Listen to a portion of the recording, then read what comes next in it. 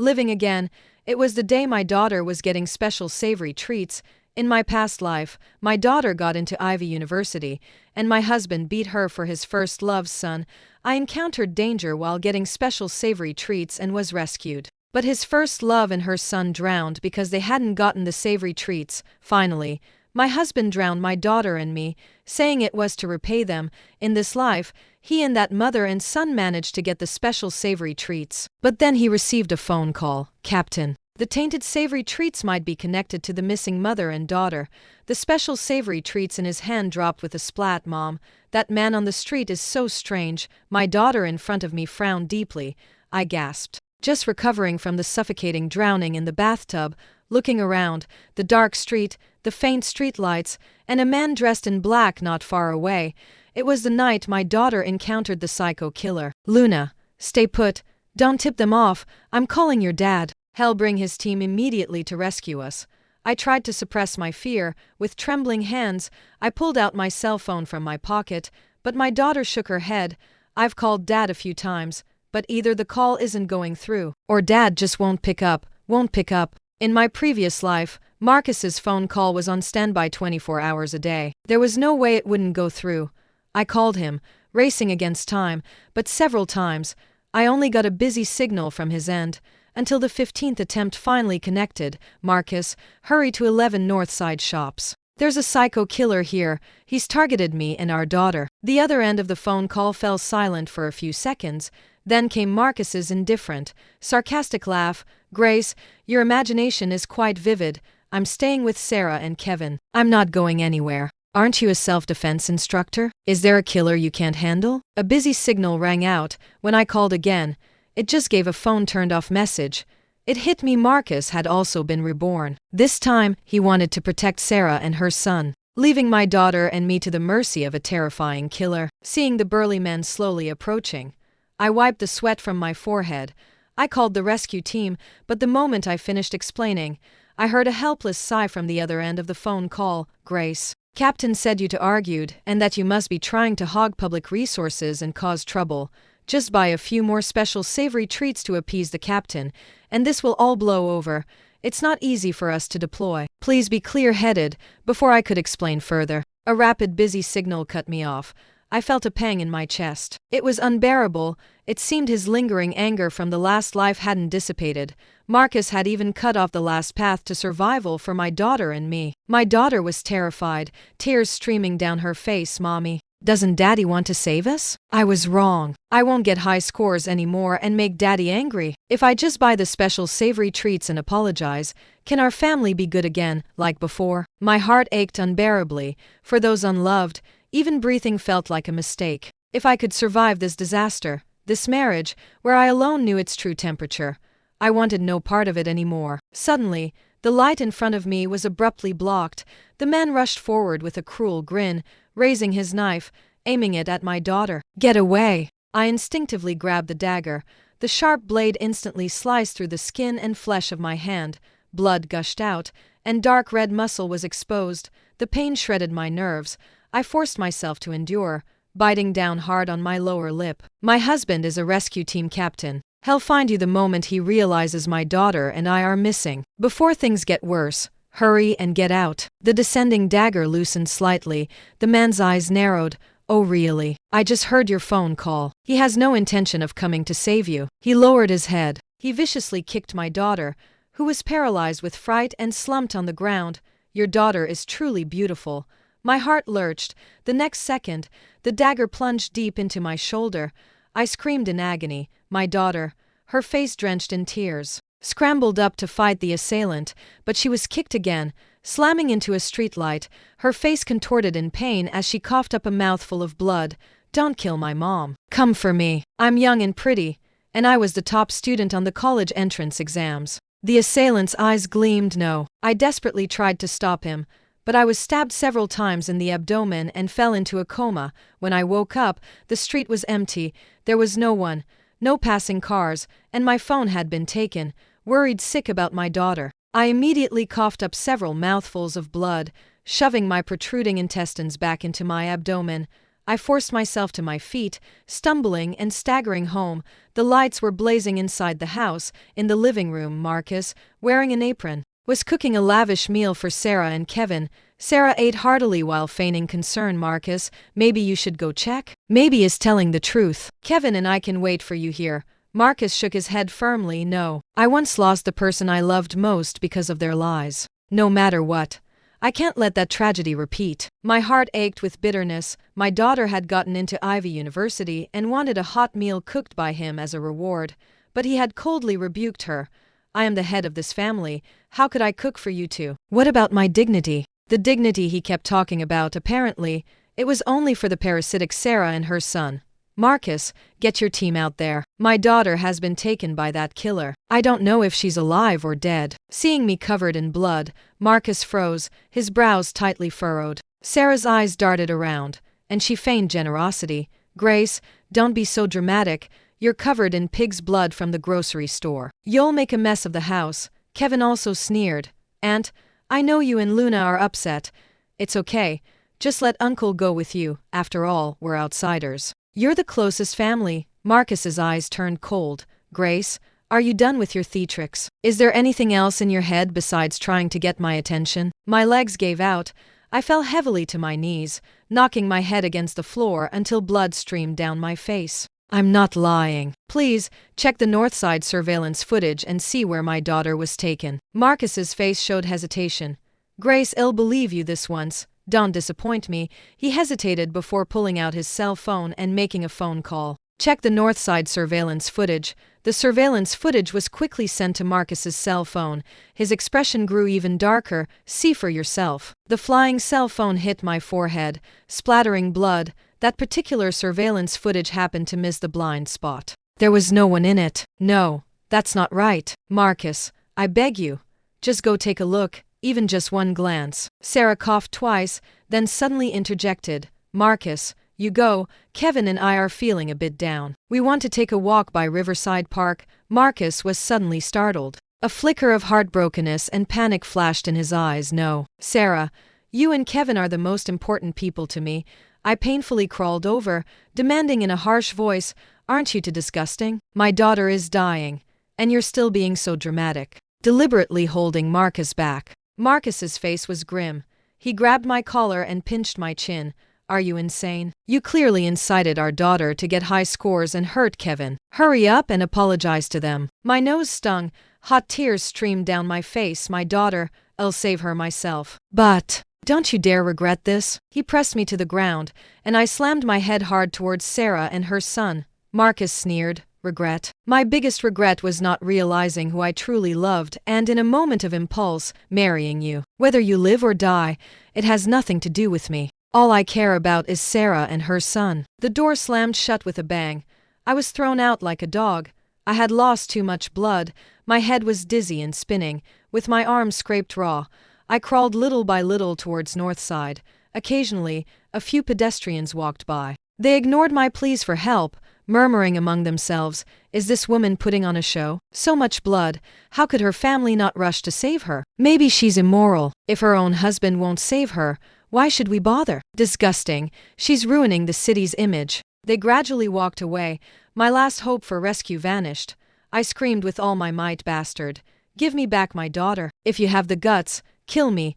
Otherwise, I'll take your life. The dark figure swaggered forward. Your daughter tasted quite good. As expected of the top student on the college entrance exams, Kevin told me she's aloof, but I didn't expect her to be so much fun to play with. My heart jolted. He sent you? The man smiled and nodded. Yes, if you die, they can take your place. I can't believe your husband didn't come to catch me. He even let you come back to your death. Now, it's your turn. He deliberately threw my daughter's underwear on my head.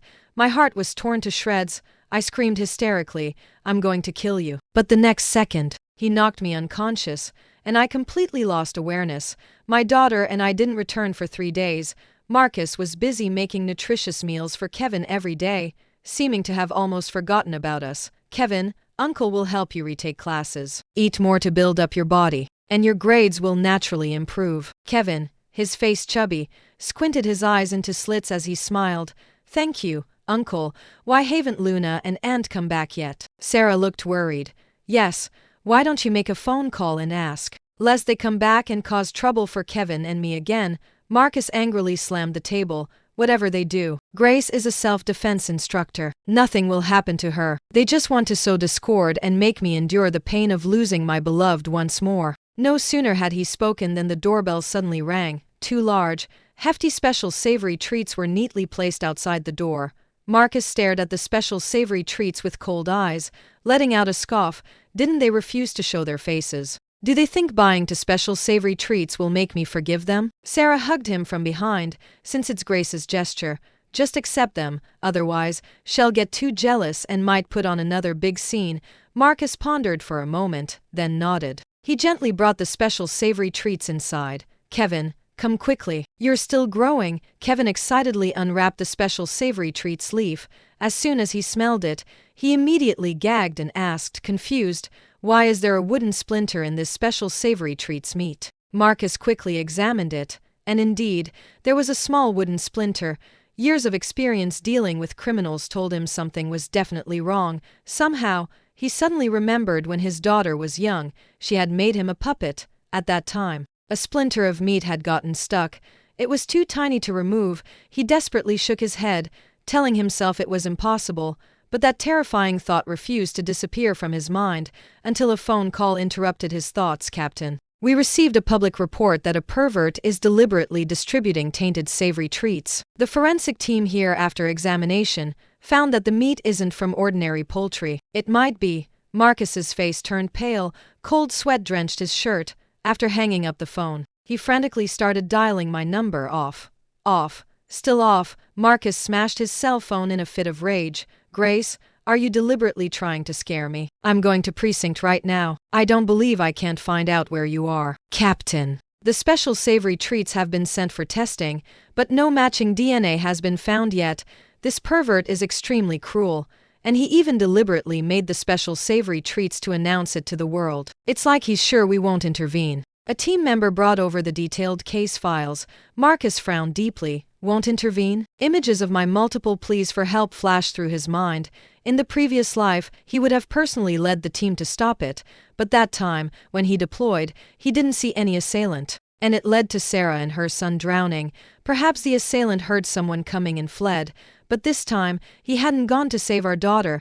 Wouldn't that make the assailant believe that he, as the captain, deliberately abandoned his wife and daughter? Marcus was distraught. He cautiously asked, did anyone call for help 3 nights ago? The team member nodded, his face grim. Yes, there was someone, but saying it might upset you.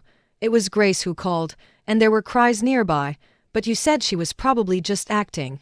No, you said she was definitely acting, and that we shouldn't intervene.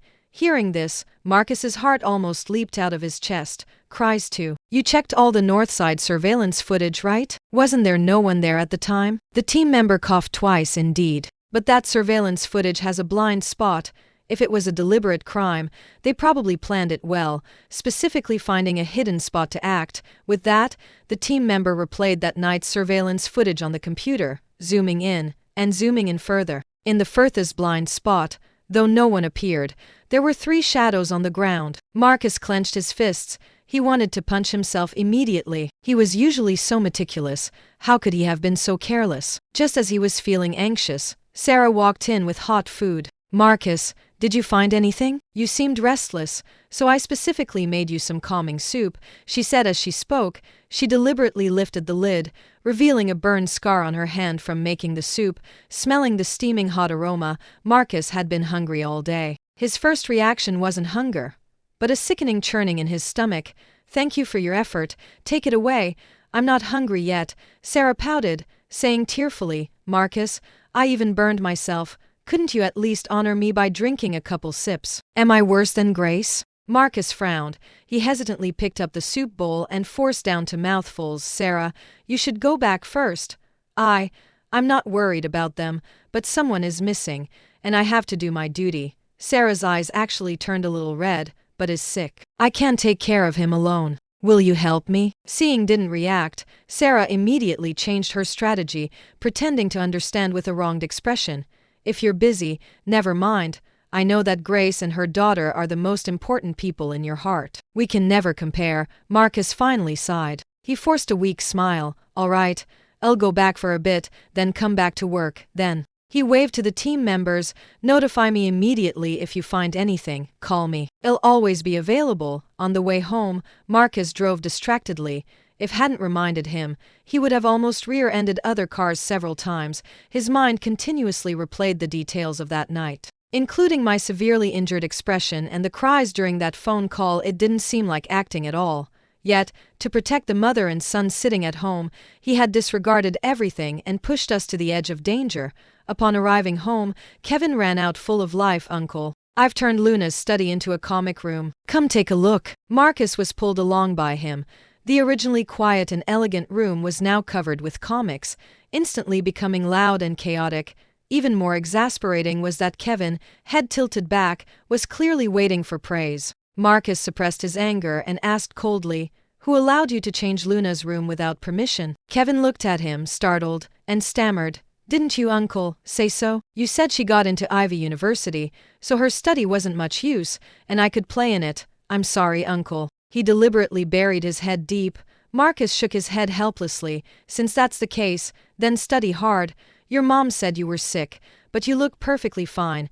I'm leaving now." Kevin quickly grabbed him, seemingly oblivious, and pointed to the new special savory treats on the table. "Uncle, want some special savory treats? These are new ones I bought. The last batch was too unlucky." Marcus's brow furrowed. He could no longer suppress his inner rage. "Enough. Don't you know how foolish you're being? Don't let me see these things again, and don't touch anything else in this house." Instantly, the atmosphere was dead silent. Sarah protected Kevin, wiping away tears from the corners of her eyes.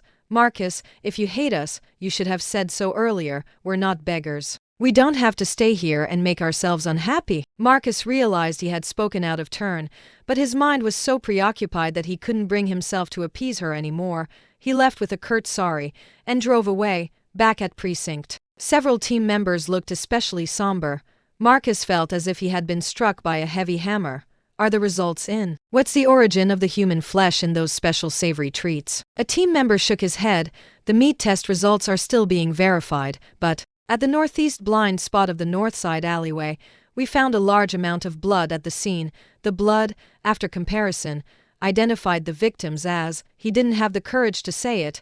He reached out and handed over a stack of test reports. Marcus's throat bobbed. He took a deep breath and grabbed the reports. His gaze moved across the data. Suddenly, he stopped. "Impossible. It must be a mistake. It's absolutely impossible." No matter how much he questioned it, he couldn't change the results on the report. "The DNA detected in the blood was from my daughter and me, so everything that night had been real." His legs gave out, and he fell to his knees. "Grace, you were so severely injured. Did it hurt?" Marcus's hands trembled violently. He didn't hold the report steady, and it fluttered to the ground. The team member who took the phone call blamed himself.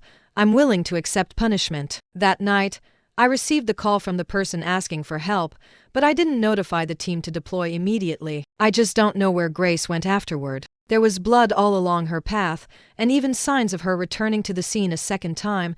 The other team members were also curious. Yes, why would someone run back to their death and deliberately provoke the assailant, only to disappear in the end? Marcus cradled his head in his hands. At that moment, the team members' discussions were like thousands of steel needles piercing his heart. "It's my fault. Grace came home once, asking me for help, but I thought she was acting, and I even drove her out, forcing her to face the assailant alone." He suddenly stood up and began banging his head against the wall. "I'm practically insane. I personally sent my wife and daughter to their deaths." It took a good while for the team members to pull him away and settle him down. "Marcus, don't be like this. Until any case makes progress, we can't jump to conclusions. Maybe your wife and daughter are still alive." Marcus hung his head. He seemed to have been completely drained of his soul, existing only as a wooden shell. "I didn't mean to, at the time. I also wanted to know the truth, but that surveillance footage misled me. Grace was covered in blood when she came home, and I still made her apologize to Sarah." As he spoke, he kept slapping himself. The door suddenly opened. Sarah rushed in, her face filled with heartbrokenness. "Marcus, Don't be like this. It's all because Grace is usually so jealous that you misunderstood her and thought she was lying. Ultimately, this whole thing is their fault. Why punish yourself for someone else's mistakes? She exuded a pungent perfume scent. She had also meticulously dressed up before coming over.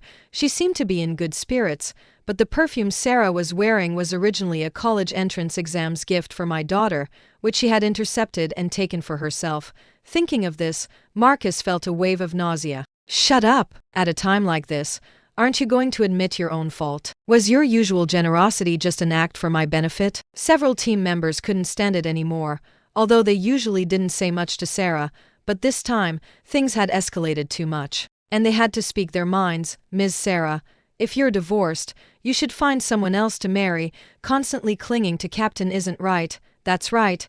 Captain is kind and tolerant, letting you and your son usurp their home, but now that this has happened, it's not appropriate for you to stay, is it? Where we come from, women like you are simply called shameless. Sarah's face turned awkward. Her earlobes flushed with shame, and she shrieked, Marcus, what are your team members saying? Why does it sound like I'm some sort of mistress? We met first. Grace is the homewrecker. Marcus roared, enough. My team members are absolutely right. You're nothing but a parasitic leech. Take your belongings and your son, and get out of my house. Never come back. Are you truly so heartless? Sarah asked tearfully. Tears streamed down her face, smudging her makeup. She looked utterly ridiculous. Marcus's expression didn't soften in the slightest. He said, word by word, how many times do I have to tell you to get out? Sarah still wanted to make a scene. Suddenly, someone else knocked on the office door. The human tissue report is back. Testing confirmed it's completely consistent with the DNA of Ms. Grace and Luna. Marcus froze. He couldn't stand it and fainted.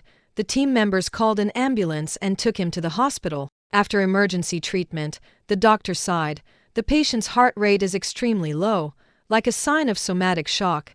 In layman's terms, he probably doesn't want to live and is suppressing his own heart from beating. Marcus lay with his eyes closed, motionless. Only the continuous tears rolling from the corners of his eyes and the beeping of the heart monitor proved he was alive. Otherwise, he was no different from a dead person. Sarah and Kevin wanted to visit, but they were stopped outside, told it was to prevent Marcus from experiencing more intense emotional distress. In reality, the mental torment those two had suffered was no less either.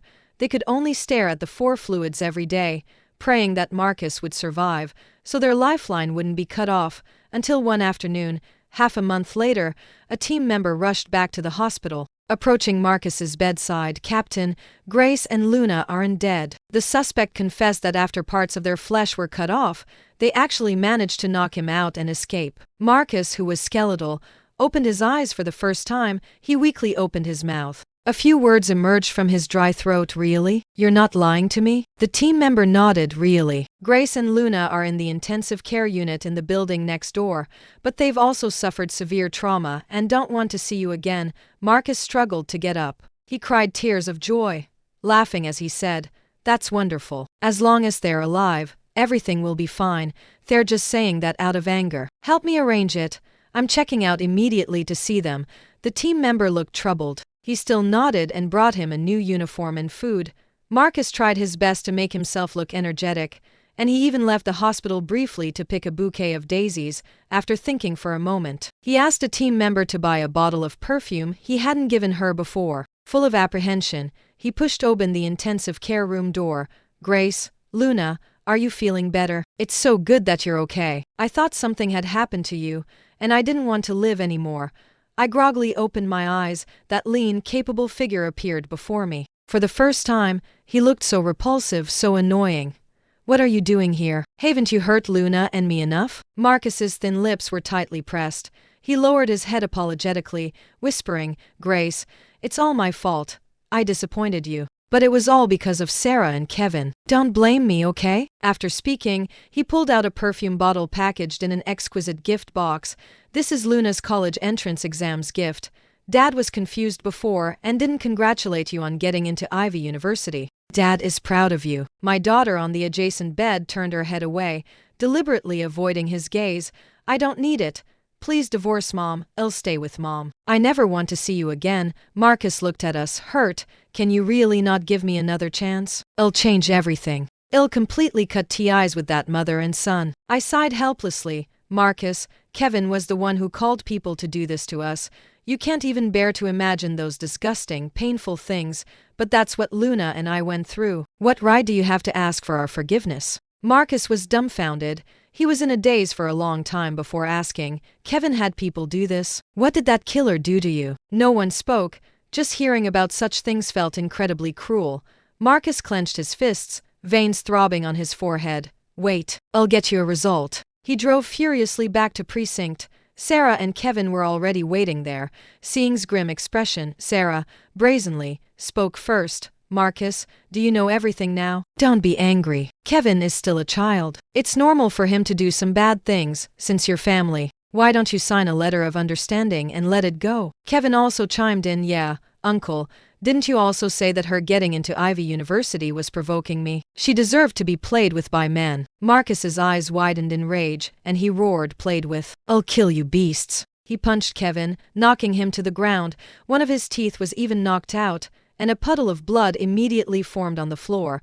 I'm filing a lawsuit. I'm seeking the death penalty. Sarah cried out anxiously, Marcus, didn't you say you loved me the most? Why has everything changed? Don't be so heartless. Marcus violently pushed away Sarah, who was trying to plead with him. You're even more disgusting. I'll sue you too, to recover the assets from our marriage, and you'll just wait to become a deadbeat debtor. Sarah instantly fainted. This time, it wasn't a fake faint, but a real one. When she woke up, she didn't get Marcus's apology. She only got the lawsuit papers. Due to the heinous nature of the crime, the psycho killer was sentenced to death for multiple offenses. Kevin was sentenced to life imprisonment in the first trial. As for Sarah, she couldn't repay the gifts and transfers Marcus had given her. She ended up $3 million in debt, becoming a notorious deadbeat debtor. No matter how much she pleaded, Marcus wouldn't budge, even scolding her relentlessly. Just when the dust settled, and my daughter and I thought Marcus would come to reconcile again, news of his and Sarah's deaths arrived. It turned out that he knew he could never gain our forgiveness. After emptying Sarah's bank card to pay off debts, he chose to ask her to hike a mountain. He pushed Sarah off a 100-foot cliff, then left a suicide note and jumped after her. That suicide note, I didn't even look at it. I burned it to ashes.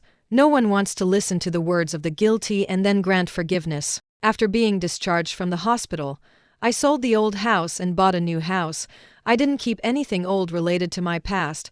It was as if Marcus had never appeared in my daughter's and my lives.